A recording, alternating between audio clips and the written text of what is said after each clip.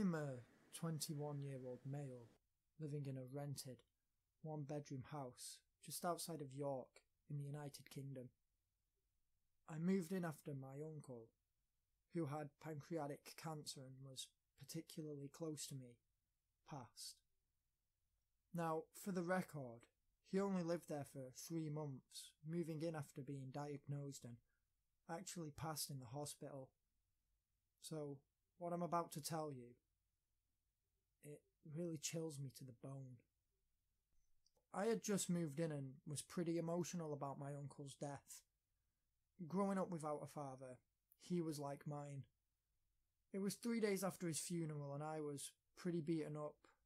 I needed a place, but by the time it was quite depressing.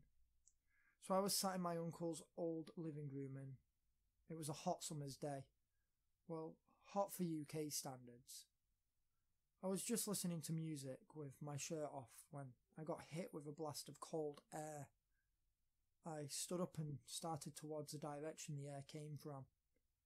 I walked to the hallway and stood at the bottom of the stairs.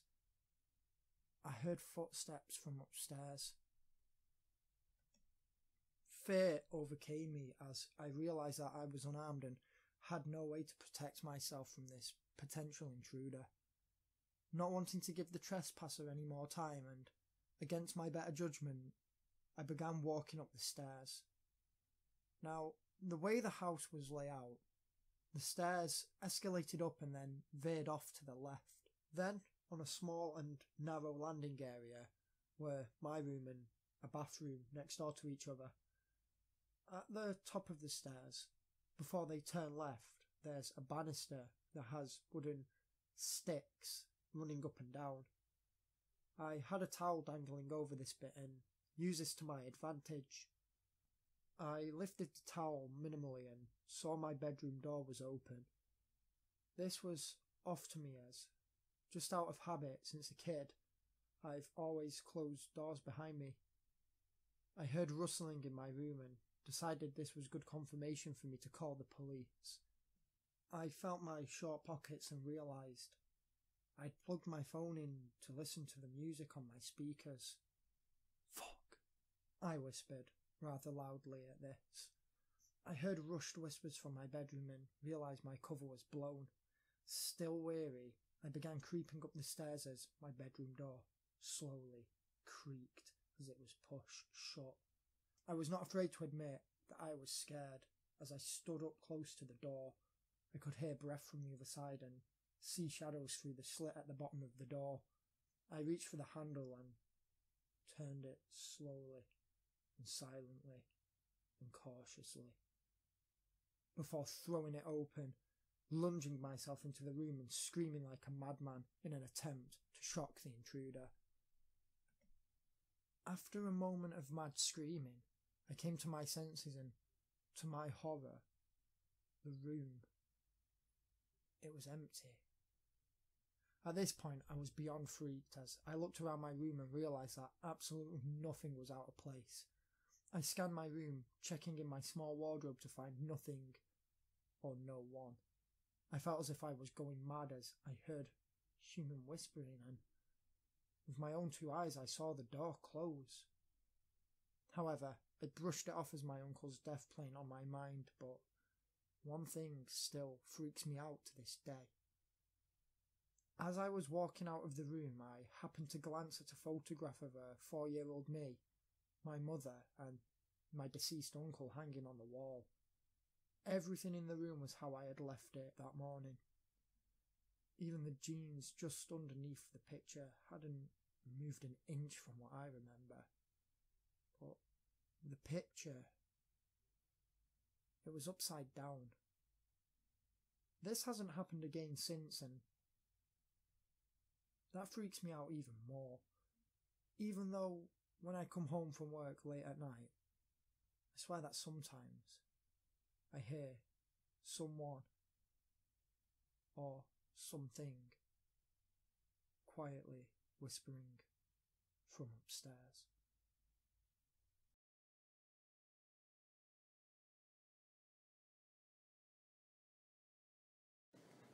What I'm about to tell you only happened last year.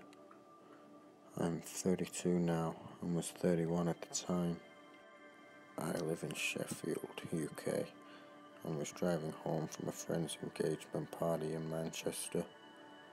The drive is very rural, crossing over Snake Pass, a long, winding road cutting through the Peak District, one of the largely uninhabited national parks in the UK.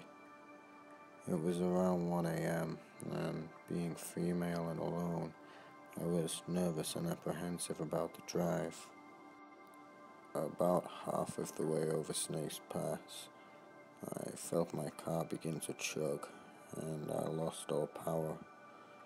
I quickly got out the vehicle to see what I could see, and I noticed that both of my front tires were flat.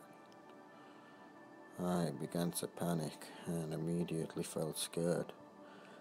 I remembered that when I purchased my insurance policy, it included breakdown cover, and I had my membership card in the glove box. I had paid extra to include tire replacement and, thankfully, 24-hour call-out. I leant over to retrieve the membership card, and I called for help. They told me that somebody would be with me within the hour.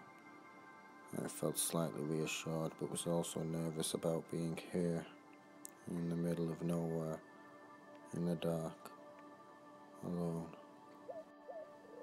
It was around 20 minutes later that a recovery truck approached.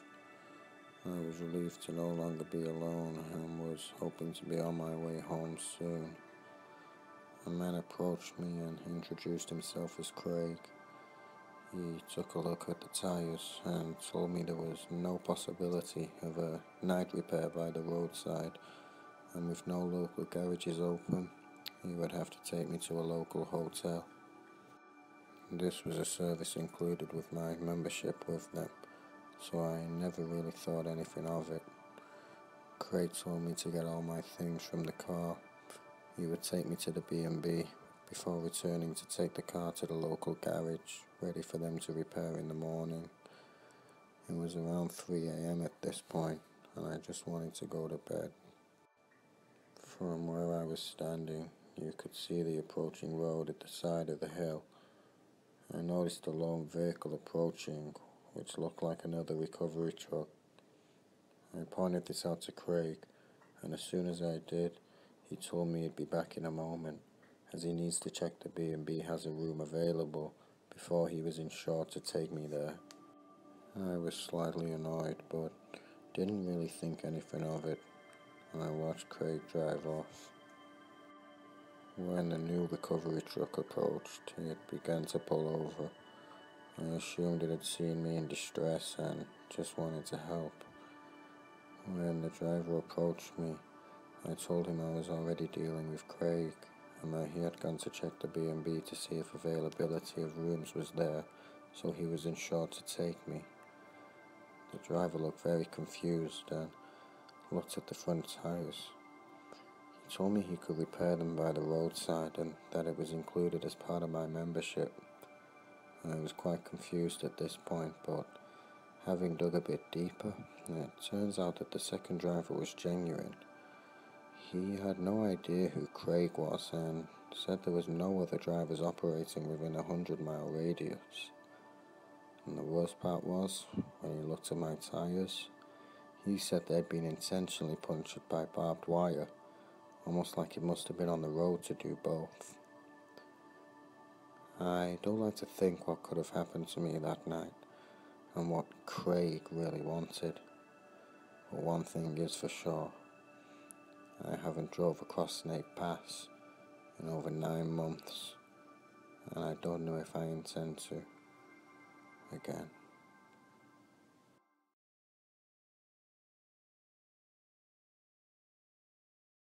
Being a 31-year-old female living in a large village near Oxford in the United Kingdom isn't a problem. What is a problem is when my husband goes travelling for up to a month at a time. We live in a large 3-bedroom detached house with neighbours either side within shouting distance. We also have a huge, thick willow tree in our garden which looks scary but I love. In June a couple of years ago, my husband had to leave for 3 weeks to go to Argentina on business. I was upset and knew he was too, but it was part of his job and I reluctantly let him go. On the first night I was already missing him, and to try and clear my mind I took a nice, long, hot bath and put my earphones in. Dumb idea, I know.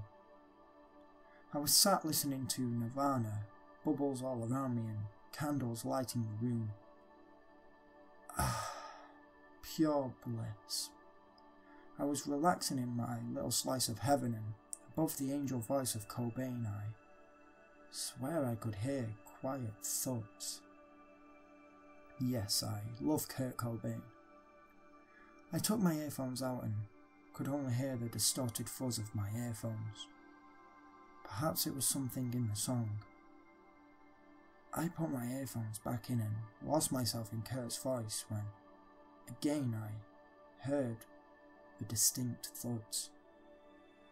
This time, I rewound the song and listened. No thuds. I was unsettled but not scared and parted ways with Cobain and turned my music off. There was silence, the odd gust of wind that howled through the house. Then silence. I jumped and splashed water everywhere, a bit jumpy at my husband's absence. I sat, shivering, goosebumps all over my body, fear and chills. I sat, still as a statue. I gasped. With the lights out! I fully wet myself as my music began playing through the earphones, at full volume, louder than I had had it before. I wanted to get out of the bath, but I was too scared to move. It's dangerous! Shit, I murmured. Music was playing through my earphones again. I held the button in and turned it off. I decided to jump out of the bath, wrap the towel around me, and then... I didn't know. My mind was made when I was sure I heard someone running down the hallway just outside the bathroom. I could even swear I caught sight of a shadow under the door.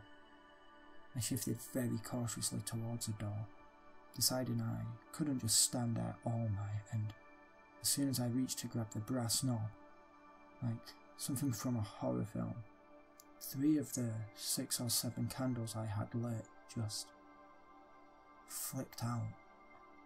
I didn't even think. I swung open the door and ran to my room, slamming the door shut behind me and leaning against it. Panting, I gathered myself and went to grab my phone. It was in the bathroom, and it was off. I panicked, aimlessly looking around the room with no end goal. Confused, scared, alone. What was even happening? At one point I thought I was dreaming, and exhausted I fell onto my bed, relaxed, beginning to feel it was all over. I lay in that state between consciousness and sleep, not sure what was happening.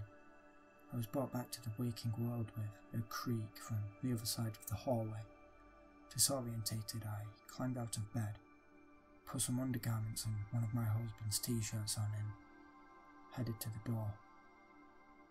The creak sounded like the bathroom, and I opened my door a slither. I actually came close to passing out as I noticed the bathroom door was closed. I swore to myself I left it open as I panicked and was genuinely questioning my own actions, and I stepped onto the hallway. I was skittish and jumped at the floorboards creaking. I heard heavy footsteps from downstairs.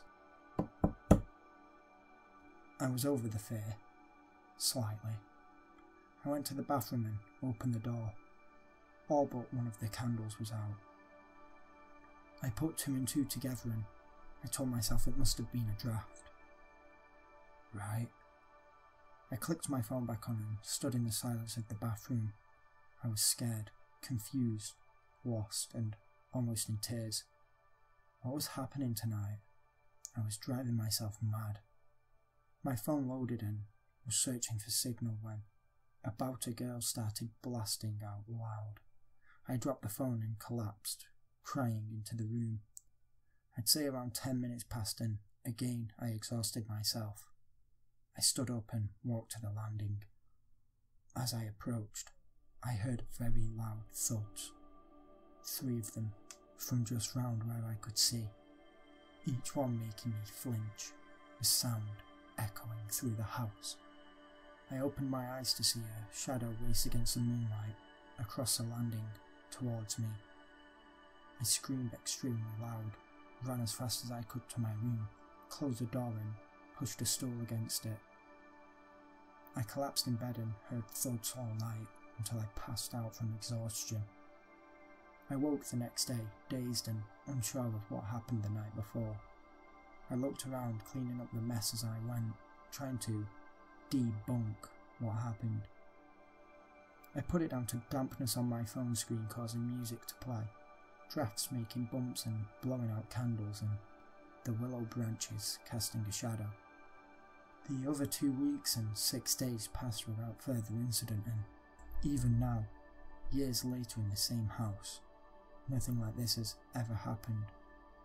I was scared that day, and until now, I have always suppressed this and never told anyone. Just beware. Creepy stuff can happen to anyone. It's indiscriminate and no one's safe. Watch out.